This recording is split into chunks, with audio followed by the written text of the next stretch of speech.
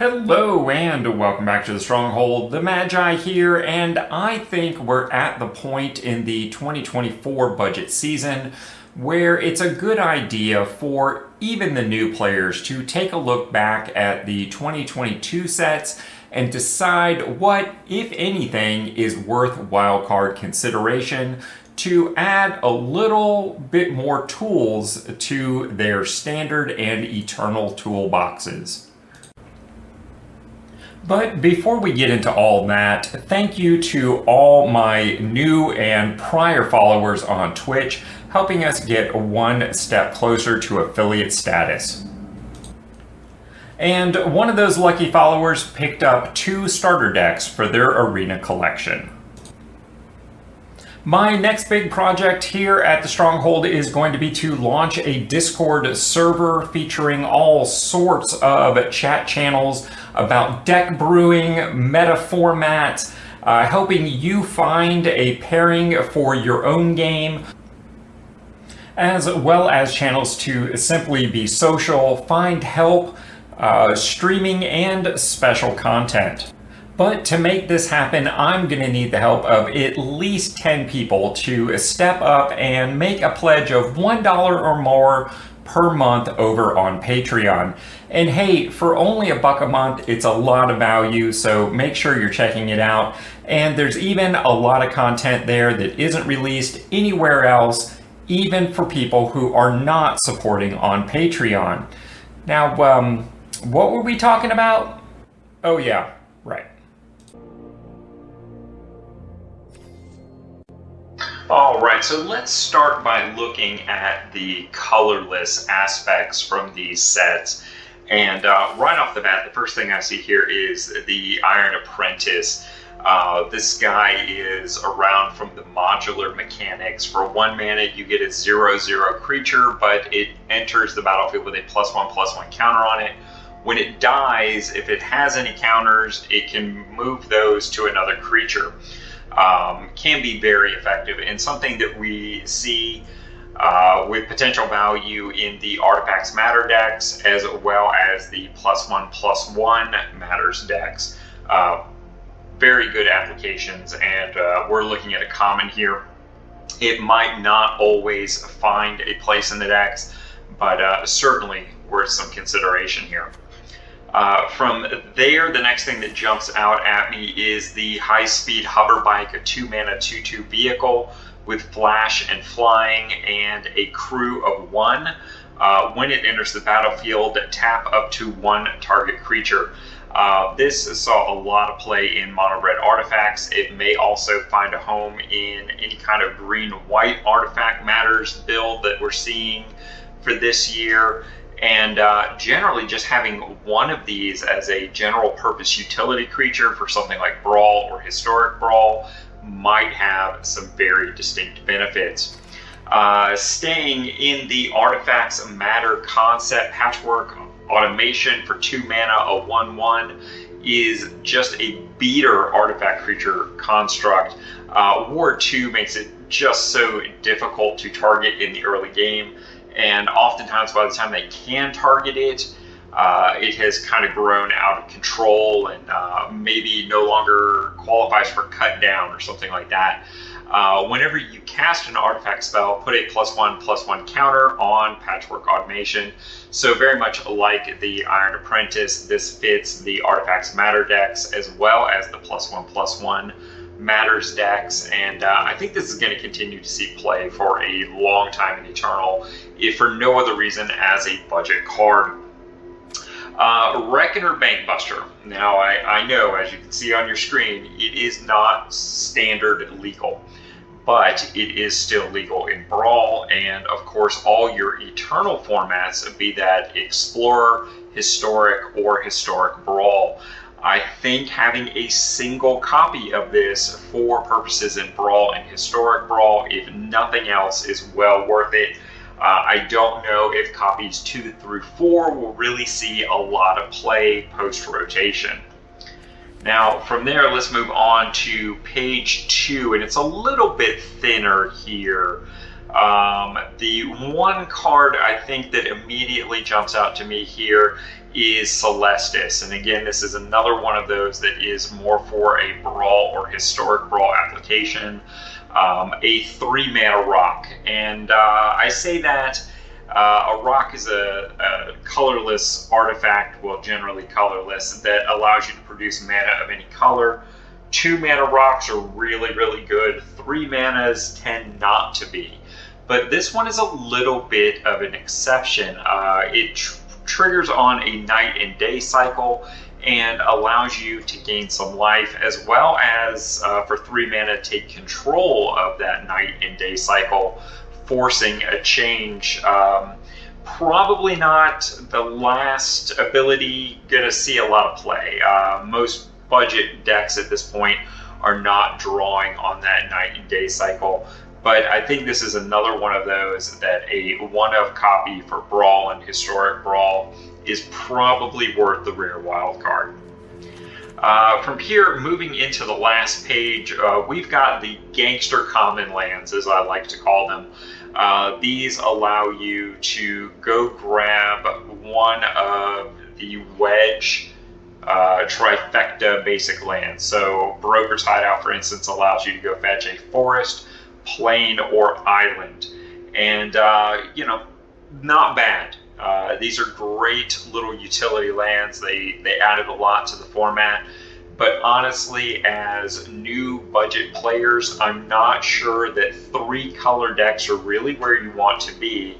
And there's a lot of other common 2-color options that I frankly don't think allow these to earn a wild card in today's standard play, and probably not moving beyond standard. Of course, Evolving Wilds is pretty basic, to say the least. Secluded Courtyard, when it enters play, choose a creature type. You can tap it for a colorless or 1 mana of any color that can only be spent to cast a creature spell of the chosen creature type or activate an ability of a creature of the chosen type. So this really fits nicely into a lot of your tribal style decks that we're going to be seeing a lot, be it soldiers or humans or any sort of fairies, rats, coming soon to an arena near you, dinosaurs, pirates, merfolk, vampires, all of these things are going to be coming around. This, I think, is arguably a 4 of, but I would say from a budget player perspective, probably 2 of these is where you're going to want to be. And that is pretty much all the colorless. All right, so next up, let's talk about the gold cards. And for the most part, I'm going to skip over the ones that are more one color than the other. We'll cover those in the individual single color sections. Starting off the conversation here is Dennick, a rare. Fits very nicely into the blue-white soldiers deck. Might very well be worth a wild card if you like that style deck.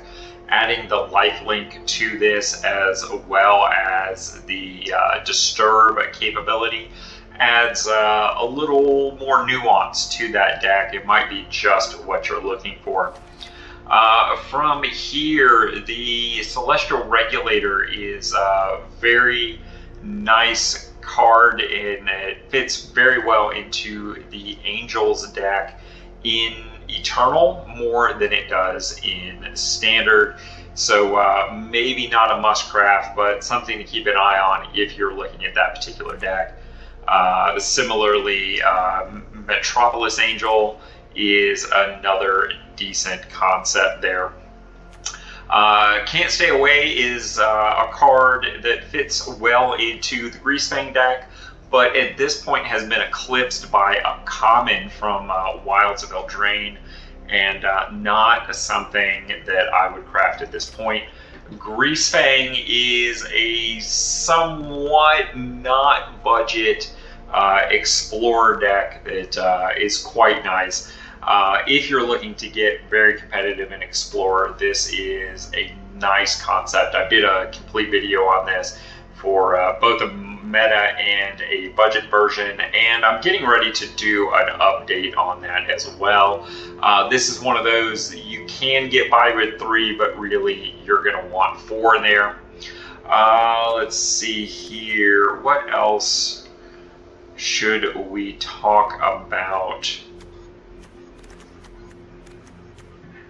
Boy, there's really nothing on this page. We'll move on. Oni Colt Anvil, fantastic card. It's kind of a build around.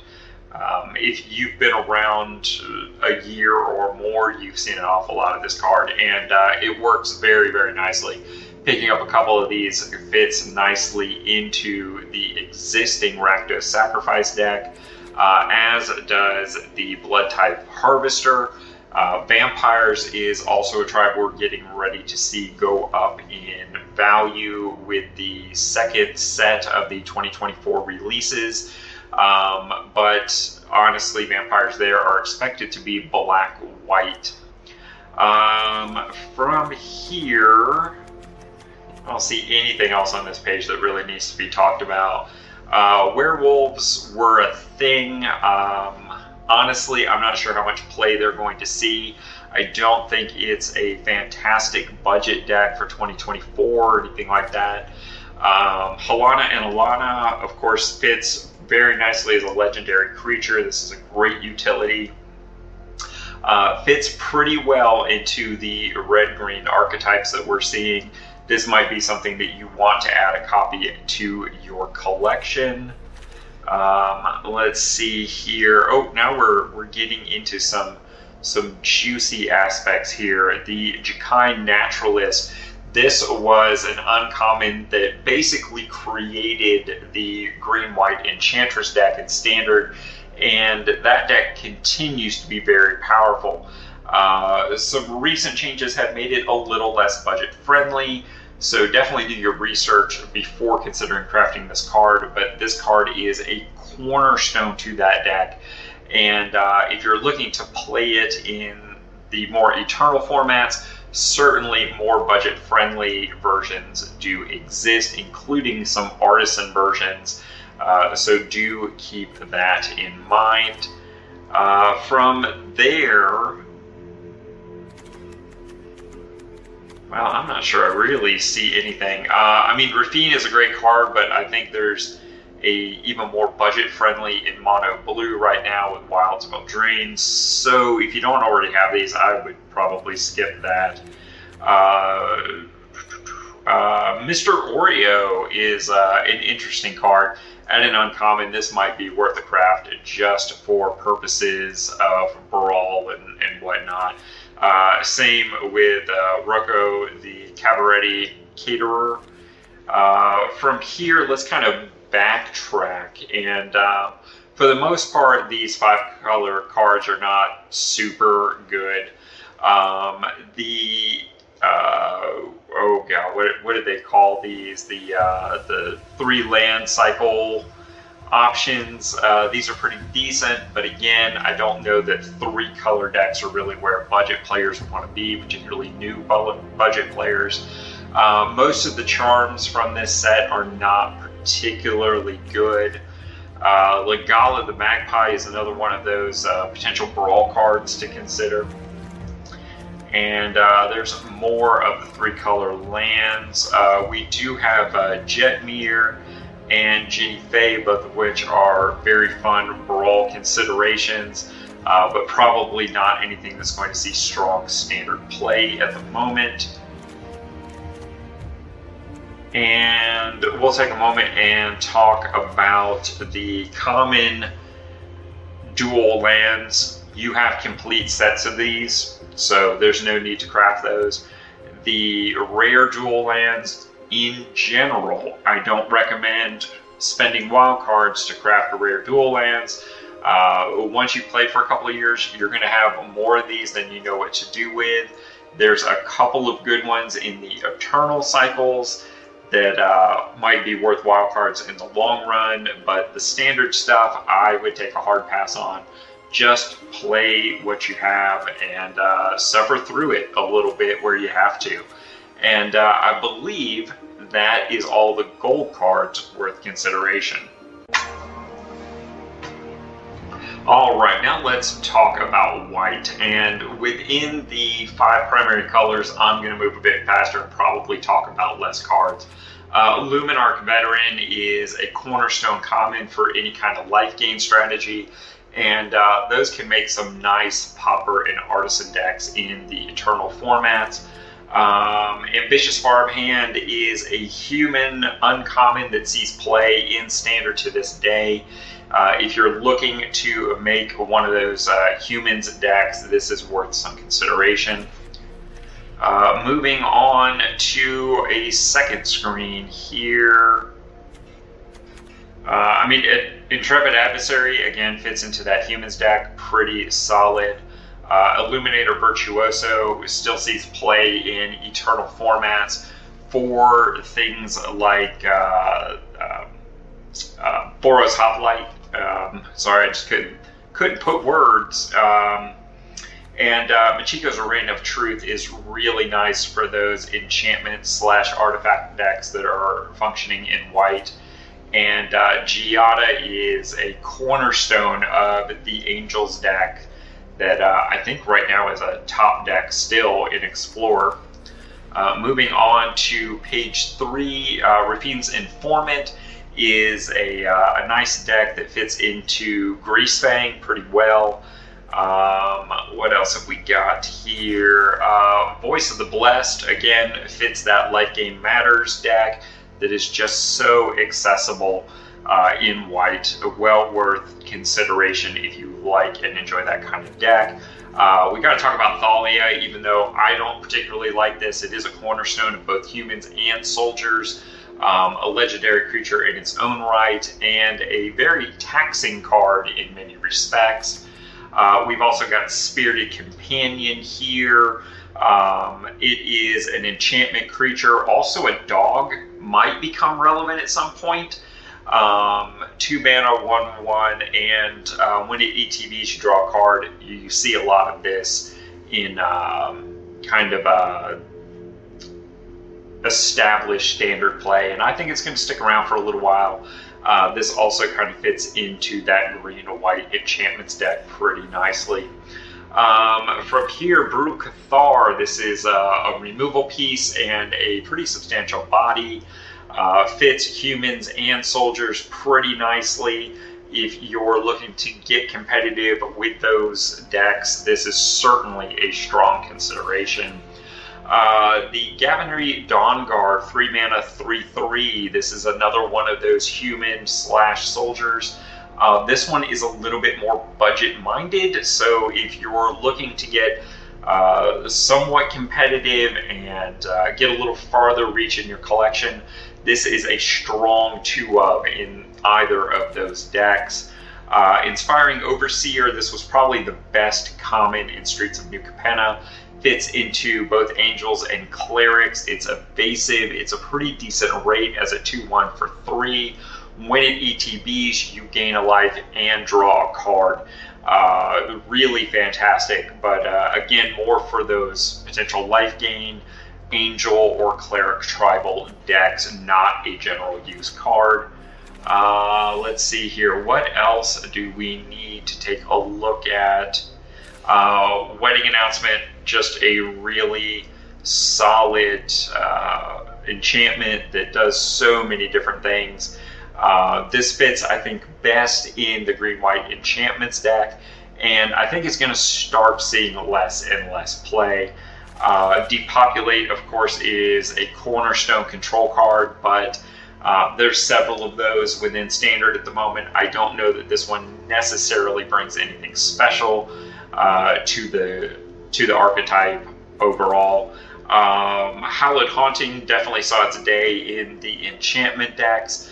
Not something I would be willing to spend a mythic on at this juncture. I think there's just better cards right now.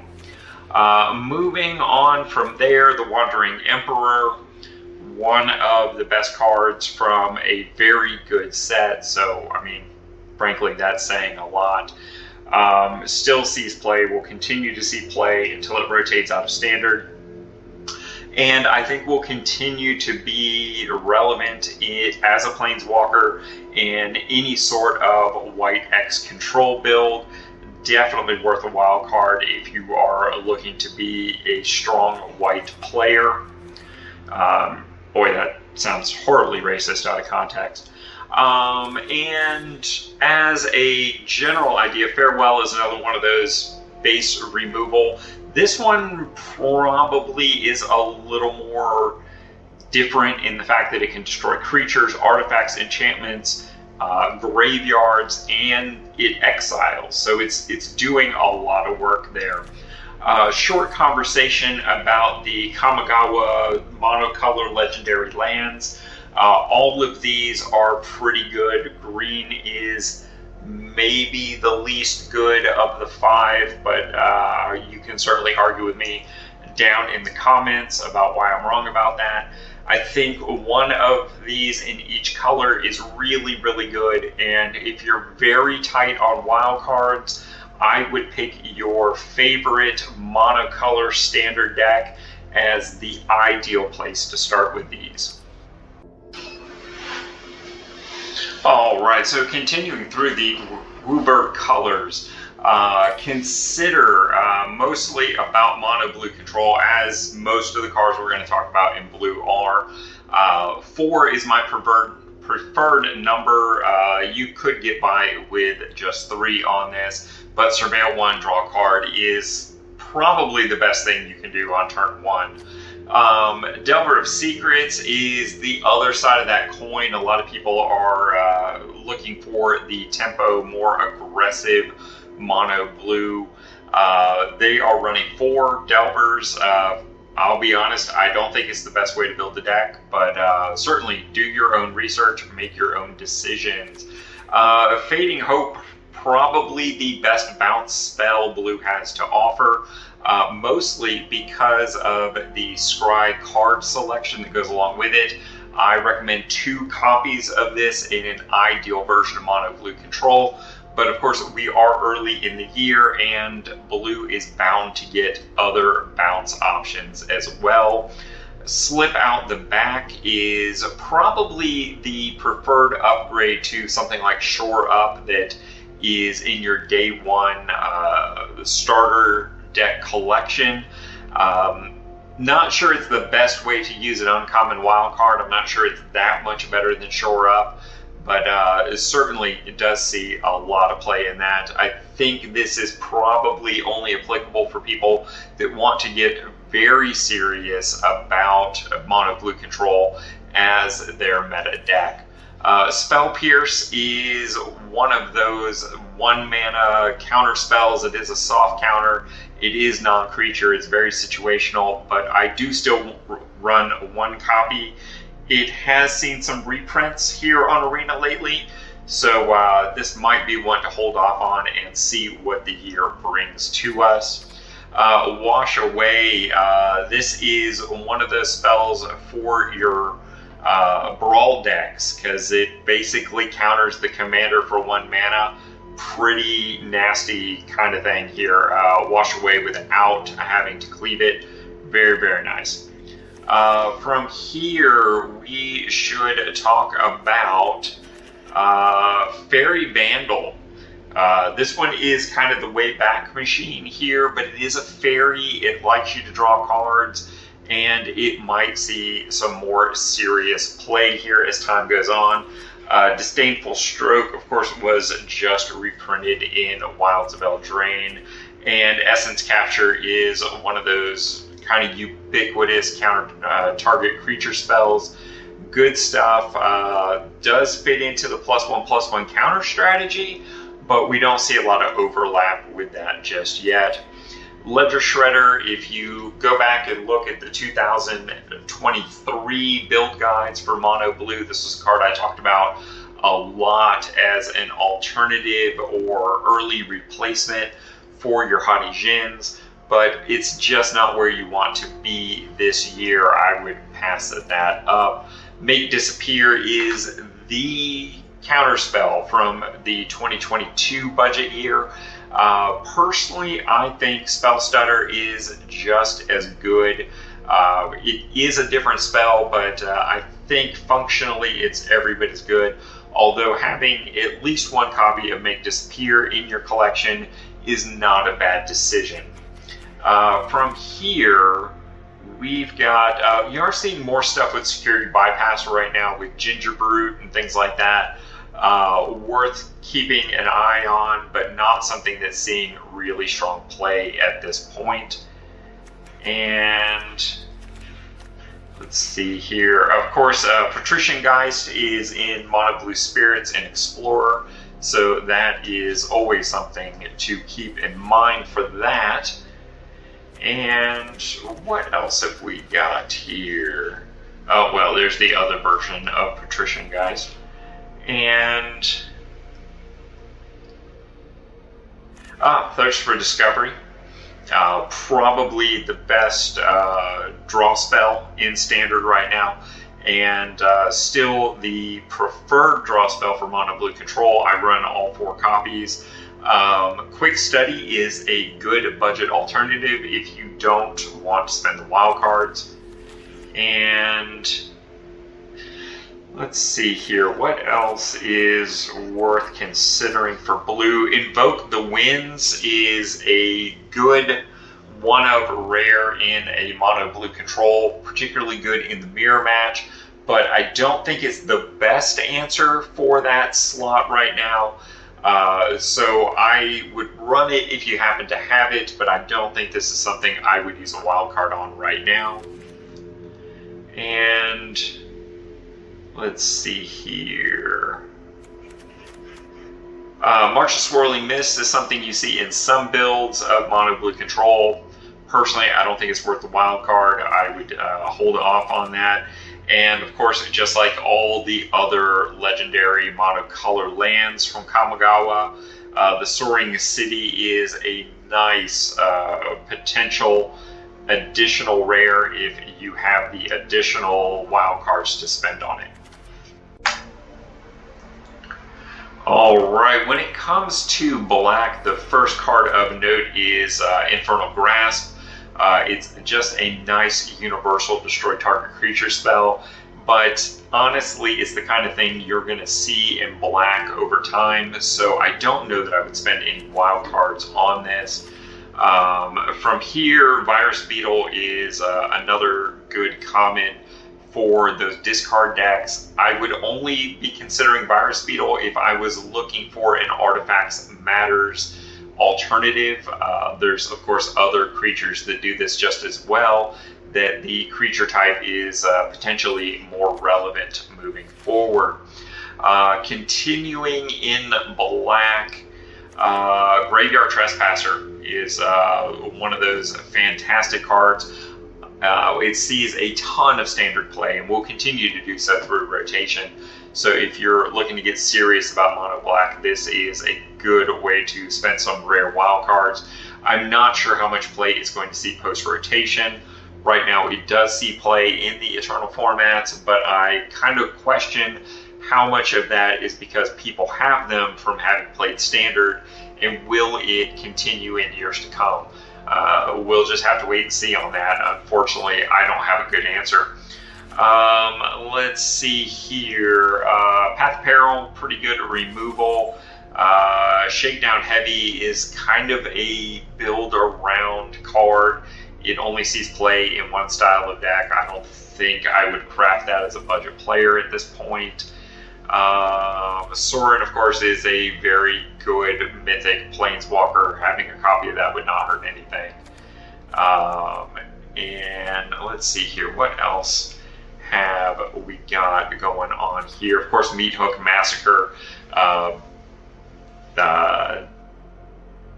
banned in Standard, if I remember correctly. I'm not sure why that's not showing here. Oh, because that was the other version. Yeah, so banned in Standard, still very good in many other formats. including a updated version in Alchemy, sees a lot of play. And then we get back into the gold cards. Now, red might be the deepest color for us to talk about. Cards like Ancestral Anger fit very well into the prowess builds, as does End of the Festivities. There's always going to be removal, targeted damage spells in there, but Play with Fire, for instance, is kind of a special one to consider because it does give you that Scry 1 card selection. It's hard to get better for an uncommon than Kumano Faces Kakazan.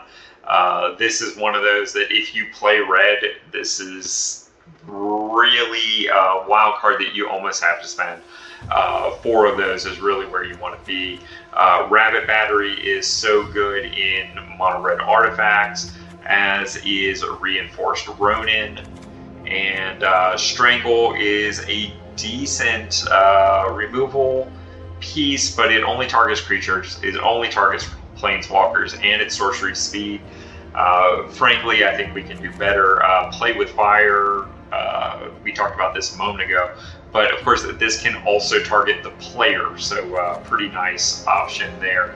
Abrade is removal for creatures and artifacts. Voltage Surge fits very well into that Artifacts Matters build.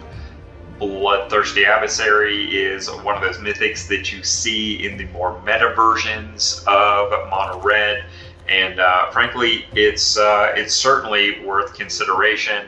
I don't know how much play it's going to see in years to come in the Eternal formats. We'll just kind of have to wait to see on that. Let's see here. What else have we got going on for red considerations here? Thermo Alchemist is all about that ping you to death mono red spells deck that seems to be asserting itself more and more often. So certainly keep that in mind. And Chandra, great for meta red.